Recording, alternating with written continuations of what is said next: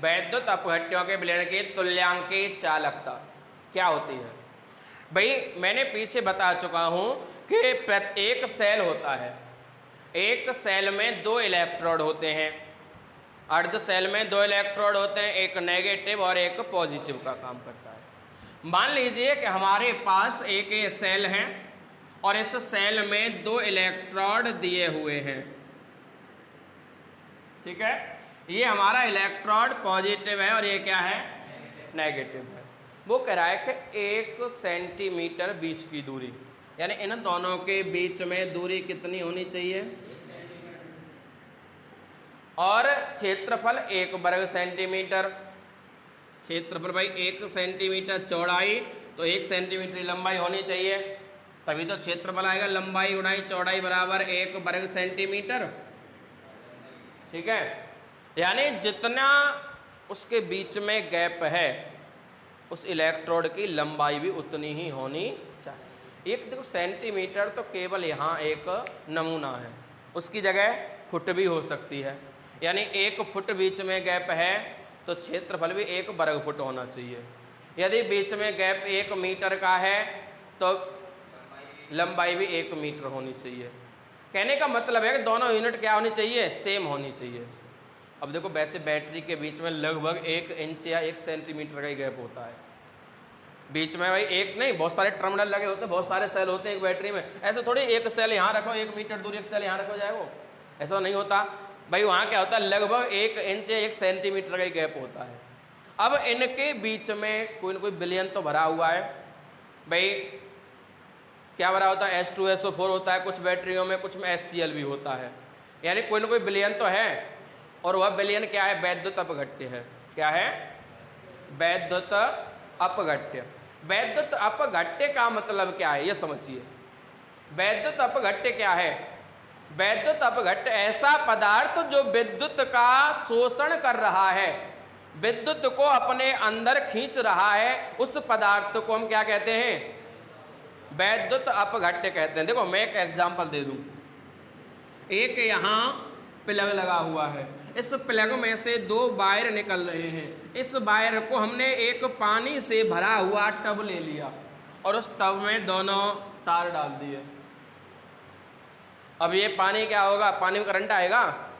भाई एक आपने देखा हो कुछ लोग एक जुगाड़ बनाते हैं, पानी गर्म करने का, ब्लेड में तार जोड़े और ब्लेड डाल देते हैं, पानी गर्म हो जाए। पानी की रॉड आती हैं, पानी की रॉड की वही कंडीशन होती है भाई, 2 लोहे की घूमती रॉडें होती हैं, उस रॉड को सीधा पानी में डालता, पानी गर्म होने लगता है।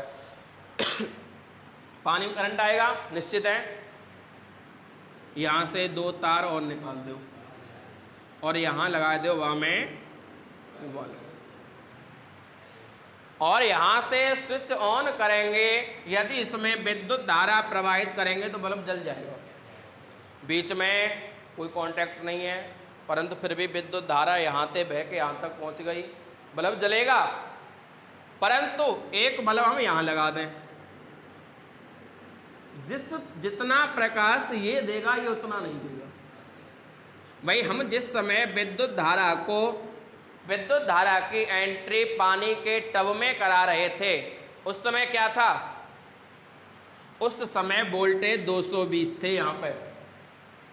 परंतु यदि हम यहाँ पे वोल्टेज नापें तो 150, 120, 100 कुछ भी मिल सकते हैं, पर लेस देन 220, इससे कम ही मिलेंगे। तो बाकी जो यहाँ से 70 वोल्टेज, 60 वोल्टेज, 50 वोल्टेज, 100 वोल्टेज जो कम हुए, वो वोल्टेज कहाँ गए? वो पानी ने अपने अंदर अवशोषित कर लिए। पानी ने अपने अंदर अवशोषित कर लिए। अब पानी ने उन वोल्टेज को, विद्युत धारा को अवशोषित कर लिया। ये केवल एग्जाम्पल दे रहा हूं मैं, ऐसा करके चेक न करें। यदि आपके हाथ पर पानी की बूंद भी रह गई तो तुम्हें एक बार को हिला देगा वो, ठीक है। तो देखिए ये क्या है, अब यहां से जो वोल्टेज गए वो जल में गए। अब यहां वोल्टेज घटने की क्रिया क्या कहलाएगी? वैद्युत अपघटनी अभिक्रिया। वैद्युत अपघटनी अभिक्रिया। और इस पदार्थ ने जो इस टब के अंदर भरा हुआ है उसने वोल्टेज को अपने अंदर खींच लिया। ये पदार्थ क्या कहलाएगा? वैद्युत अपघट्य पदार्थ क्या कहलाएगा? वैद्युत अपघट्य। और ये क्रिया क्या कहलाएगी? विद्युत अपघटनी। मैं कई बार बता चुका हूँ, बैटरी चार्ज हो रही है। अब बैटरी के अंदर तेजाब भरा हुआ है, उस तेजाब में विद्युत धारा जा रही है, और विद्युत धारा को अपने अंदर तेजाब जो भरा हुआ है वो अवशोषित कर रहा है। उसके अंदर जो केमिकल भरा हुआ है वो उससे अवशोषित कर रहा है। कौन सी अभिक्रिया हो रही है? विद्युत अपघटनी अभिक्रिया हो रही है। ठीक है। अब कुछ समय बाद लाइट चली गई, बैटरी फुल चार्ज है, इन्वर्टर ऑन करो, वापस हमारे वो बैटरी क्या चला रही है? पंखा चला रही है, बल्ब जला रही है, सारे काम कर रही है। तो वहां कौन सी अभिक्रिया हो रही है? वहां ऑक्सीकरण हो रही है। क्या हो रही है? और कौन सा सेल काम कर रहा है? पीछे बताया मैंने, वैद्युत रासायनिक सेल। जो रासायनिक ऊर्जा को, जो केमिकल की ऊर्जा थी, उसको विद्युत ऊर्जा में कन्वर्ट करके हमें दे रहा है। कौन? इन्वर्टर। तो वहां कौन सा सेल काम कर रहा है? वैद्युत रासायनिक सेल। क्रिया कौन सी हो रही है? ऑक्सीकरण। ठीक है। और विद्युत अपघटनी कब हो रही है? चार्जिंग हो रही है वो, यानी विद्युत को अपने अंदर सोख रही है। ठीक है। तो अब बात कर रहे थे हम तुल्यांकी चालकता की। अब 1 सेंटीमीटर बीच में गैप होगा और 1 वर्ग सेंटीमीटर उसका क्षेत्रफल होगा। यदि इतने पोर्शन में 1 ग्राम तुल्यांक, किसका? वैद्युत अपघट्य। तुल्यांक का मतलब है कोई भी वैद्युत अपघट्य हो सकता है, तो उसके अकॉर्डिंग हो, पानी हो, HCl हो, HNO3 हो, H2SO4 हो, कुछ भी हो, यानी उस बैटरी के अकॉर्डिंग।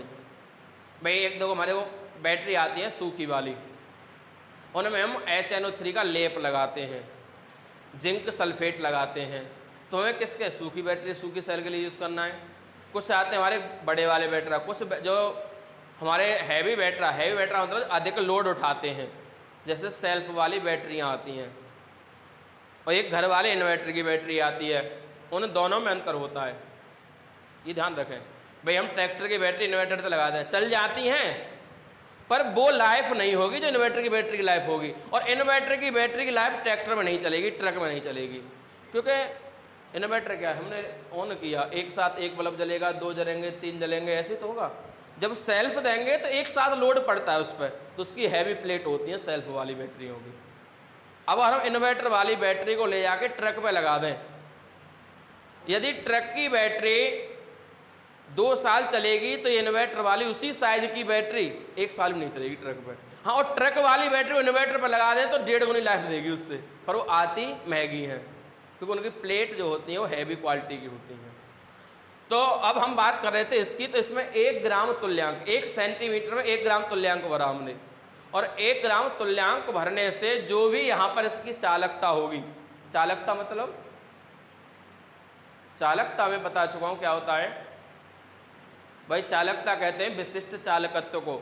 विशिष्ट चालकत्व क्या होता है? विशिष्ट प्रतिरोध का व्युत्क्रम, यानी क्षेत्रफल और इसका अनुपात, लंबाई और क्षेत्रफल का अनुपात, उस पर डिपेंड करती है हमारी चालकता। ठीक है। यानी पीछे हम पढ़ चुके हैं भाई, विशिष्ट चालकता या विशिष्ट चालकत्व या चालकत्व, हाँ, हमारा कप्पा होता है, और कप्पा क्या होता है? देखो 1/ρ विद्युत विशिष्ट प्रतिरोध के व्युत्क्रम होता है, और इसका नोट होता है सीधा प्रतिरोध से संबंध। प्रतिरोध क्या होता है? प्रतिरोध क्या होता है? प्रतिरोध हमारा एक ऐसी चीज होती है जो विद्युत धारा को अवरोधित करती है, विद्युत धारा को अवरोधित करती है। मैंने कल एक बताया था तुम्हें कि वो डिपेंड किस पे करता है प्रतिरोध? तार की लंबाई पर, तार की प्रकृति पर, तार के गुणों पर। तो अब हम बात कर रहे हैं तुल्यांकी चालकता क्या है, कि जब 1 सेंटीमीटर बीच की दूरी, और जो उस क्षेत्रफल है वो कितना है? 1 वर्ग सेंटीमीटर, और उसमें 1 ग्राम, कोई भी 1 ग्राम तुल्यांक वैद्युत अपघट्य डाल दिया, कुछ भी हो सकता है वो वैद्युत अपघट्य, वो हमें डिपेंड करेगा हमारी बैटरी पर, हमारे सेल की क्वालिटी पर, उसको डाल दिया। वहाँ पर जो भी चालकता होगी उसकी, चालकता मतलब किस वेग से वहाँ से वोल्टेज निकल रहे हैं, 220 वोल्ट, 100 वोल्ट, 50 वोल्ट, जो भी निकल रहे हो, किस वोल्ट से, वो हमारी जो चालकता होगी वही चालकता हमारी क्या कहलाएगी? तुल्यांकी चालकता कहलाएगी। 1 सेंटीमीटर बीच की दूरी इलेक्ट्रोडों के, उसका क्षेत्रफल भी 1 वर्ग सेंटीमीटर हो, उसके अंदर भरा हुआ पदार्थ भी 1 ग्राम हो, उस कंडीशन में जो भी चालकता होगी बैटरी की या सेल की, वही क्या कहलाएगी, तुल्यांक की चालकता कहलाएगी। और तुल्यांक की चालकता को हम लैटिन ए ई क्यू से डिनोट करते हैं, इसको बोलते हैं लैटिन ए ई क्यू से डिनोट करते हैं। और बात करें यदि इसकी तुलना, हम आपने सेकंड चैप्टर पढ़ा होगा विलयन, विलयन में एक चीज थी नॉर्मलता। भाई हमने 4-5 चीजें एक जैसी पढ़ी, मूललता, मूललता, नॉर्मलता और फॉर्मलता। तो एक नॉर्मलता होती थी, नॉर्मलता। नॉर्मलता क्या होती है, विलेय के ग्राम तुल्यांकों की संख्या वटे विलयन का आयतन लीटर में। ये होती थी हमारी किसका सूत्र है, नॉर्मलता का। विलेय के ग्राम तुल्यांकों की संख्या बटे विलयन का। अब देखो यहाँ ग्राम तुल्यांक है और जो में ग्राम तुल्यांक आ रहा है, एक ग्राम तुल्यांक आ रहा है, नहीं आ रहा, तो दोनों के बीच कोई ना कोई संबंध तो होगा। भाई इन दोनों के बीच में कोई ना कोई संबंध तो, और संबंध क्या, सेम संबंध है। भाई ये नॉर्मलता, तो इसका क्या होता है, इसको हम ऐसे कह सकते हैं कि n बराबर ग्राम तुल्यांकों की संख्या यहाँ यूनिट में दी होती है 1000, और 1000 कब देते हैं कि जब 1 ग्राम में है तो इसको मिलीलीटर में चेंज करते हैं। भाई 1 ग्राम और नीचे होगा 1 लीटर, लीटर को चेंज करो मिलीलीटर में, ठीक है, 1000 ऊपर पहुंच जाते हैं, तो यह आ जाता है हमारा 1000 बटे V, 1000 बटे V, n बराबर, ठीक है। और गुणा में जितने भी हमारे क्या होंगे ग्राम तुल्यांक, ई से नोट करते हैं, ठीक है।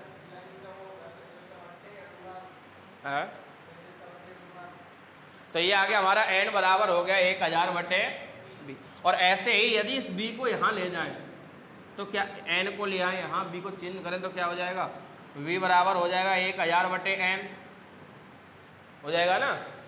तो ऐसे ही इसका ये तुलना करते हैं तो ये भी क्या होता है, जो तुल्यांक की चालकता होती है वो भी क्या होती है 1000 बटे B के। अब 1000 B के बराबर होती है तो सीधी सी बात है कि ये दोनों क्या है, नॉर्मलता, और ये दोनों समान है। भाई दोनों का सूत्र समान है तो ये भी दोनों क्या है, समान है। और या हम कह सकते हैं B बराबर क्या होता है 1000 बटे n, इसको हम यहाँ रख दें तो A E Q बराबर हो जाएगा 1000 बटे B का मान क्या है 1000 बटे n, ये n चला जाएगा ऊपर, 1000 से 1000 कैंसिल, तो तुल्यांक की चालकता बराबर किसके आ गई, नॉर्मलता के। जब इसकी तुलना करें तो देखिए, यदि हमने अभी बात की है क्या होता है, देखो जो तुल्यांक की चालकता होती है वो क्या होती है, तुल्यांक की चालकता की तुलना यदि हम विशिष्ट चालकत्व से करें तो वो क्या होती है, विशिष्ट चालकत्व गुणा के आयतन। विशिष्ट चालकत्व यानी कप्पा से नोट करते हैं उसको हम, विशिष्ट चालकत्व को विशिष्ट चालकत्व गुणा के आयतन। और अभी हमने पढ़ा था कि B बराबर क्या होता है 1000 बटे n, नॉर्मलता भी तो होती है तुल्यांकों के लिए, तो ये क्या आ जाएगा A E Q बराबर K गुणा के 1000 बटे। देखो यदि हमें आयतन दिया हुआ है तो ये वाला सूत्र लगाना है निकालने के लिए, और यदि हमें नॉर्मलता दे रखी है तो ये वाला लगाना है, ठीक है।